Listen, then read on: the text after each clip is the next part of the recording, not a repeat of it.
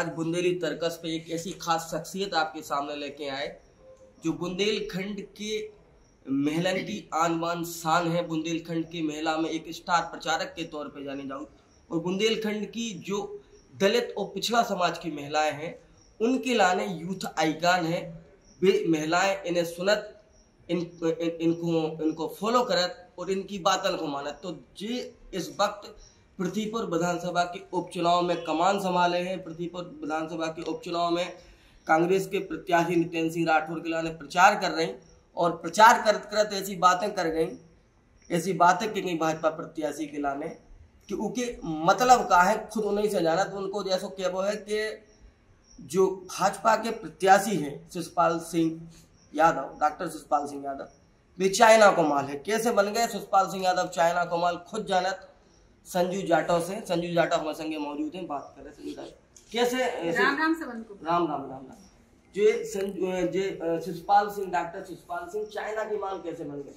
देखिए, चाइना का माल से मेरा एक उदाहरण दिया है मैंने। जैसे अपन किसी को उदाहरण देते हैं समझाने के लिए, तो मैंने जनता को ये बताया कि जिस तरीके से चाइना का माल हम लोग ले तो लेते हैं, चमक धमक में आंखों में ऐसा लगता है कि बहुत अच्छी चीज है, अपन ले लेते हैं, पर जैसे ही अपन यूज करते हैं उसका भरोसा नहीं रहता चाइना के माल का। 4 दिन टिके, 2 दिन टिके, हो सकता है सवेरे लाओ शाम को ही खराब हो जाए। तो हमारा कहने का मतलब ये था कि शिशुपाल यादव जी हैं जो यूपी से आए हुए हैं, वो कोई यहाँ के मिट्टी में पैदा तो हुए नहीं है, यहाँ कहीं उनका नरा तो गड़ा नहीं है। और हमारी जनता को तो वो चाहिए जो हर समय उनके पास सुख दुख में मौजूद होए। अब रात को उन्हें परेशानी पड़ जाए या सुबह पड़ जाए परेशानी और वे का यूपी जाए उनसे मिलने के लिए, और वो तो 4 दिन के लिए आए हैं, 4 दिन के लिए मेहमान मान लो। यहाँ उन्होंने मेहमानी करनी है बस 30 तारीख तक। 30 तक ये बोट जैसे ही डरे तो बस वे यहाँ से रफक चक्कर हो जाएंगे। तो इसलिए मैं जनता से बताने आई हूँ कि ये चाइना का माल है, बाहर से आया है, जीते तो ठीक है, नहीं है तो उन्हें तो भगना ही है पूरी बिस्तर लेके। हमारी जनता जब परेशान होगी तो थोड़ी ना यूपी जाएगी। तो आप बुंदेलखंड के बहुत सारे इलाके में जा रहे, उपचुनाव में भी आपने प्रचार करो।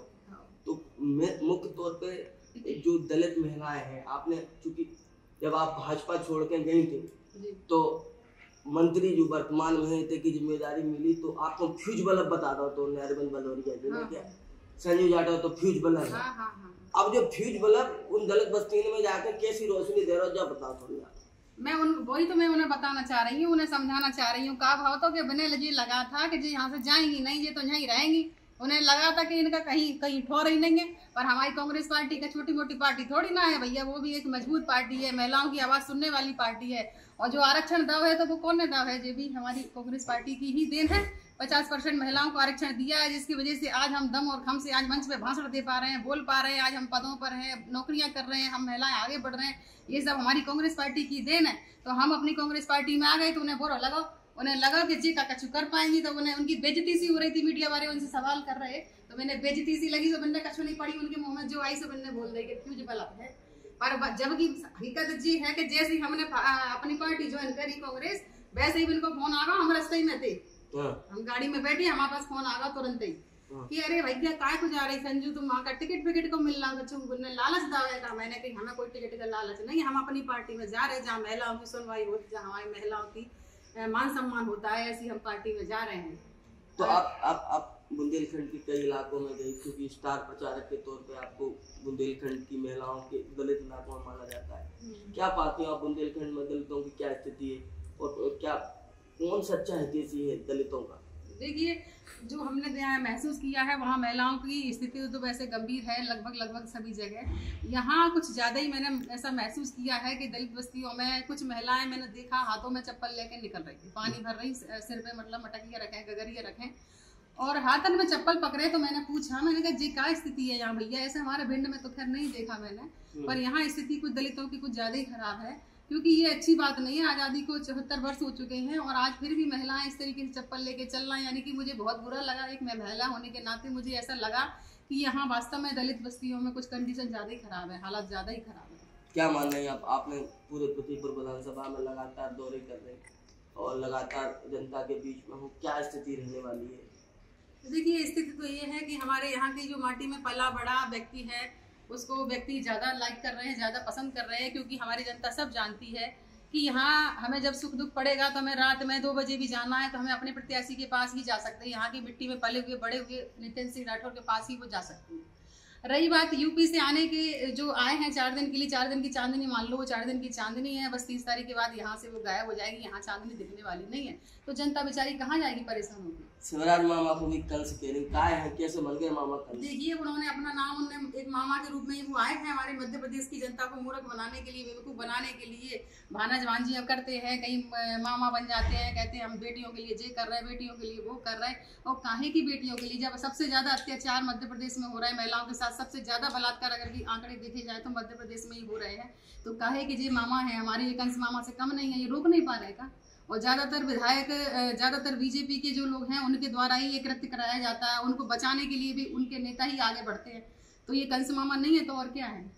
जी महंगाई बहुत बढ़ गई और बुंदेलखंड में आप जा रहे हैं, तो एक मतलब जब आप जनता के बीच में जाओ तो महंगाई को कितना बड़ा मुद्दा माना था, आप लोग का कहता आपसे कि भैया कितनी महंगाई हो गई, हम तो बहुत परेशान हैं। देखिए महंगाई तो बहुत बड़ी, एक समझ लो डायन मान लो, डायन ही है, और ये डस रही है जनता को प्रतिदिन, हर एक दिन उनको डसे जा रही है। अब त्योहार को टाइम आ रहा, हम देख रहे हैं सब जगह सब महिलाएं बेचारी आंसू बहा रही हैं, और मेन तो अपना घर ही है, और घर में महिलाएं परेशान है, जब देवी परेशान है, माता परेशान है, तो काहे की खुशी काहे का। आपको पता है कि मध्य प्रदेश की हालत बहुत गंभीर है, और एक दिन नहीं है महंगाई, रोज ही बढ़ रही। आप किसी भी दिन चले जाओ, आज कहीं पेट्रोल के दाम बढ़ गए, आज डीजल के दाम बढ़ गए, आंखें खुली सवेरे सिलेंडर के दाम बढ़ गए, हर एक दिन महंगाई बढ़ रही है। तो इस तरीके से अगर आंकड़े बढ़ते जाएंगे तो आने वाले समय में मुझे नहीं लगता कि घर में शायद ही कोई अपना पेट भर पाएगा। आपने दोनों पार्टियों में काम किया, भाजपा में भी नहीं, आप भाजपा के बाद फिर अब कांग्रेस में आई, महिलाओं के का सबसे ज्यादा सम्मान करने वाली पार्टी कौन सी लगी? क्योंकि आपके ससुर साहब जो है, मामिया ससुर, वो बहुजन समाज पार्टी में थे, पुत्र से उनके बाद आप जनपद को चुनाव लड़े, तो अब इनमें सबसे ज्यादा महिलाओं की हितैषी पार्टी कौन सी?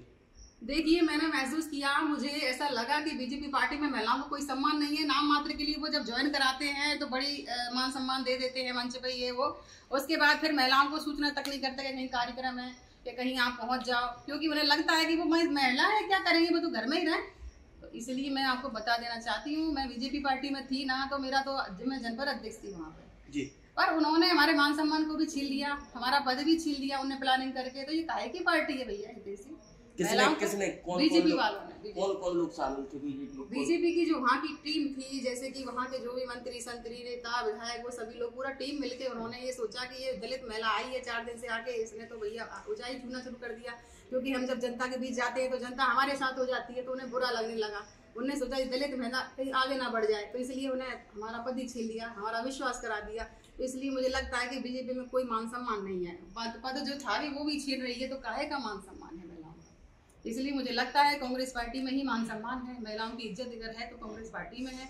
जब से मुझे साल भर हुआ है इस कांग्रेस पार्टी में आए हुए, और साल भर में मेरा नाम कहना चाहिए, मतलब सीढ़ियाँ दिन पे दिन प्रतिदिन आगे बढ़ता जा रहा है, और ये है सब कांग्रेस पार्टी की देन, क्योंकि वो मंच पे सम्मान करती है, महिलाओं को मंच से बुलवाती है, और मैंने जगह जगह महसूस किया है कि महिलाओं को आगे करती है और आगे उनका सहयोग भी करती है। पार्टी के लोग, वरिष्ठ लोग हैं, हमारा बहुत सहयोग करते हैं, हमसे पूछते भी हैं और हमें रास्ता भी, मार्गदर्शन भी देते हैं। तो मुझे लगता है कहीं ना कहीं हमारा हित छुपा हुआ है कांग्रेस पार्टी में, मान सम्मान छुपा हुआ है। ये थी संजू जाटा जो साफ तौर पर कह रही थी कि भारतीय जनता पार्टी में महिलाओं को सम्मान नहीं हो, तो कांग्रेस मात्र एक ऐसी पार्टी है देश के अंदर जो महिलाओं को सम्मान भी करे और उनके स्वाभिमान की रक्षा भी करे। बुंदेली तर्कस के लाने ओरछा से ब्यूरो रिपोर्ट। नमस्कार।